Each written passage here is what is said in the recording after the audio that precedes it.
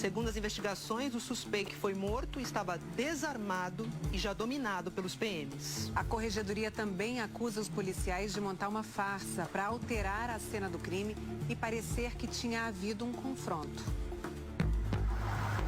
Só acompanha, né? Não fecha não, fecha não, fecha não. Policiais de um grupo de elite perseguem suspeitos de um roubo. Devagar que ele vai bater, é só acompanhar. Vai na moral que ele vai bater. Na viatura, há 4 PMs. No carro à frente, 5 suspeitos. Bateu.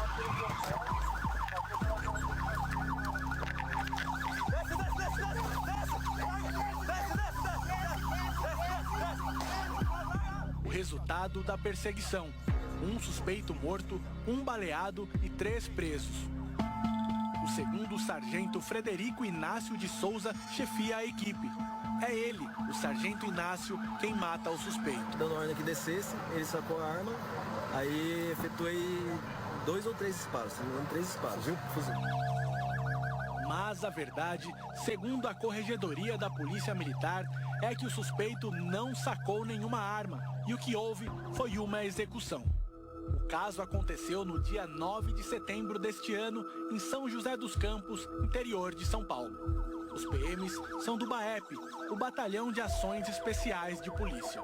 Desde junho, os homens dessa tropa são obrigados a usar câmeras corporais na farda durante as ocorrências. Quando a gente fala de BAEP, é quase como se a gente falasse da Rota, um batalhão que vai se envolver em casos de roubo a banco, de assaltos a residências, de eventos de grande periculosidade. O Fantástico teve acesso às investigações da Corregedoria sobre a ação do dia 9 de setembro e também às imagens das câmeras corporais. O que elas revelam é, segundo a Corregedoria, uma grande farsa para tentar encobrir a violência policial e escapar das punições. Tudo começa com um roubo a 2 mercadinhos que ficam na mesma rua. Este assaltante chega a ameaçar um casal que está com um bebê no colo. Os ladrões usam máscaras e fogem levando cigarros, dinheiro e celulares. 2 criminosos estão armados, um deles com um revólver e o outro com uma pistola de brinquedo. A equipe do sargento Inácio está próxima. Além do assalto aos mercadinhos, também há um alerta sobre um carro roubado no dia anterior. Policiais identificam o veículo e começam a persegui-lo. No caminho, os suspeitos jogam fora a pistola de brinquedo. O carro dos suspeitos bate num poste em frente a um condomínio. As 4 câmeras dos 4 policiais gravam tudo. O horário, 3h09 da tarde. Um dos PMs sai correndo atrás do suspeito que dirigia o carro roubado. Ele se entrega e é preso. Voltamos agora para as 13h09 da tarde, depois da batida no poste.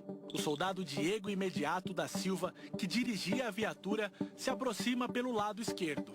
Este suspeito está armado, mas não aponta o revólver para o PM. O vídeo da câmera do soldado Imediato a que tivemos acesso termina nessa imagem. Segundo a Corregedoria, o suspeito abandonou o revólver que caiu no chão. As outras 2 câmeras, a que está com o sargento Inácio, o chefe dos PMs, e a do outro integrante da equipe, o cabo Helenilson Daniel dos Santos, gravaram a sequência, com áudio e imagens. Primeiro, dá para ver que este suspeito, que está na frente no banco do passageiro, coloca a cabeça e os braços para fora da janela do carro. Ele está com uma das mãos na cabeça e a outra tentando abrir a porta. Os 2 suspeitos que estão no banco de trás também levantam os braços. Segundo a Corregedoria, nenhum deles tem armas nas mãos. De repente, ouve-se um tiro. O soldado Imediato acaba de atirar no suspeito que está do lado esquerdo do carro. Do lado direito, o sargento Inácio abre a porta. E repare, o suspeito está com as mãos na cabeça, não segura nenhuma arma.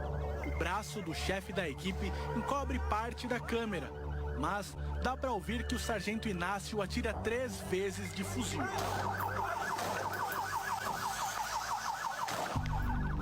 Neste momento, de acordo com a Corregedoria, o cabo Helenilson coloca a mão na lente da câmera de propósito.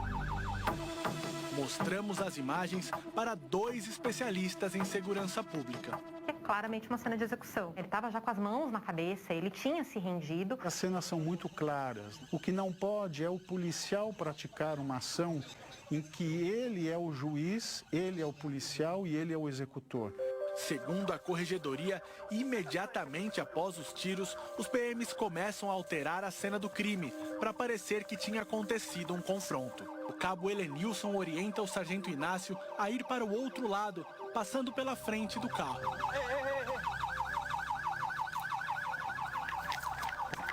Tá seguro aqui. O soldado imediato está com o suspeito que ele tinha acabado de balear, dominado no chão. O sargento Inácio fica com o rapaz. Em seguida, o soldado se abaixa, pega o revólver do suspeito no chão, esconde entre as pernas e põe a arma dentro do carro. Nesta imagem, é possível ver onde ele colocou, ao lado da cabeça do homem que tinha levado 3 tiros de fuzil. Segundo a corregedoria, era para arredondar a farsa, ou seja, dar a entender que o suspeito executado estava armado. A guarnição agiu fora dos limites legais, ela não atuou de acordo com os regulamentos e as normas que regem esse tipo de conduta do policial. Só depois de alterar a cena do crime é que os policiais prendem os outros suspeitos. Desce na moral, neguinho. Bota a mão pra trás, nego. Os policiais comemoram o resultado do que acabaram de fazer. Linda. Cabe ao Estado garantir a lei, né? E a lei diz que esse suspeito deveria ser preso, processado, julgado pela justiça e não ter a sua vida ceifada por decisão de um profissional, né, de um agente estatal que é pago com os nossos impostos. Só depois dos tiros e da alteração da cena do crime é que os policiais confirmaram que os suspeitos realmente tinham participado do roubo aos mercadinhos. Outra descoberta: o rapaz baleado pelo soldado imediato estava de colete à prova de balas, por isso sobreviveu. O PM fala baixinho, mas dá para entender o que ele diz.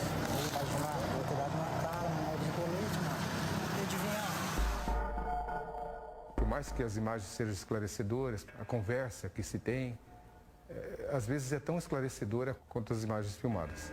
Segundo a corregedoria, faltava um ponto ainda para a farsa ficar completa, para parecer que 2 ladrões tinham sacado as armas. A pistola de brinquedo tinha sido abandonada na perseguição. Só existia um revólver na cena do crime e ele já tinha sido colocado pelos policiais junto ao corpo do homem executado. A corregedoria só entendeu o que aconteceu depois de analisar a sequência que vamos mostrar agora. Uma segunda equipe, também do BAEP, chega assim que o carro dos suspeitos bate no poste. O chefe é o primeiro-tenente Pedro Moreira. Ele aparece nesta imagem no momento dos 3 tiros de fuzil.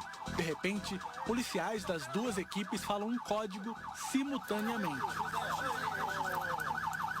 Na sequência, o soldado imediato põe a mão na câmera, impedindo a gravação. A corregedoria diz que outros policiais ficam de costas, também para não registrar o que vai acontecer. E que essa foi a estratégia para conseguir plantar mais uma arma, forjar mais uma vez a cena do crime.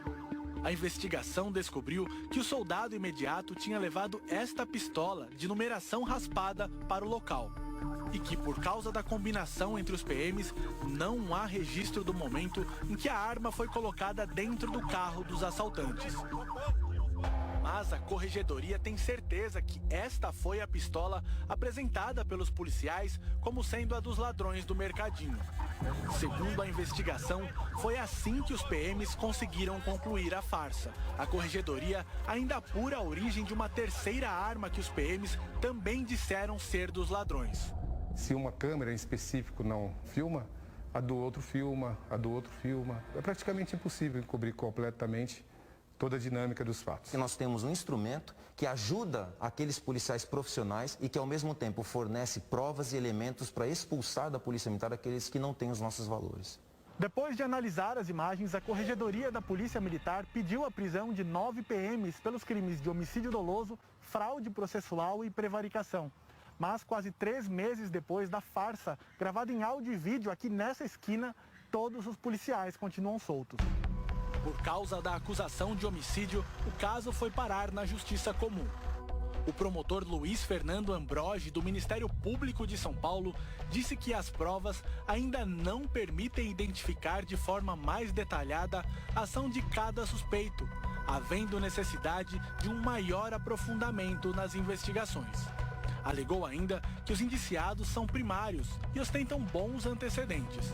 O juiz do caso determinou que os policiais acusados respondam em liberdade. Eles foram retirados das ruas e trabalham agora em funções administrativas. Eu não tenho a menor sombra de dúvida de que eles deveriam estar presos, tendo cometido um ato que é escandaloso sob o ponto de vista legal. Os policiais militares foram ouvidos pela corregedoria e negaram as acusações. Disseram que agiram em legítima defesa. O Fantástico tentou falar com os PMs citados nessa reportagem. Apenas o tenente Moreira atendeu, mas não quis se pronunciar. O assaltante do mercadinho, que sobreviveu por usar um colete à prova de balas, tem 16 anos e agora cumpre medida socioeducativa. Ele foi criado pela avó. O pai está preso e a mãe é usuária de drogas. Meu neto não estava certo no negócio que ele roubou. Meu perdão, porque não foi assim que eu criei ele. Outro assaltante do mercadinho já havia sido preso por tráfico e roubo. 2 deles não tinham antecedentes criminais. Vinícius Castro Gomes, que foi morto com 3 tiros de fuzil, era condenado por receptação e posse ilegal de arma. O pai dele fez um desabafo. Assim como os outros 4 estão pagando pelos erros deles, meu filho deveria estar junto lá, pagando. Que ficasse 15, 20 anos na cadeia, não importava, mas eu podia dar um abraço nele depois. Vinícius morreu aos 20 anos e era pai de 2 meninas. Essas famílias têm todo e pleno direito de uma indenização do Estado. Quando o Estado erra, ele tem que ser punido, justamente para que ele não venha cometer o erro de novo. A gente vê as imagens com bastante perplexidade. Exigir que a justiça seja feita, né, e excluí-los da corporação. Esse é o caminho para quem não cumpre as normas, para quem comete crimes, utilizando-se do uniforme da Polícia Militar.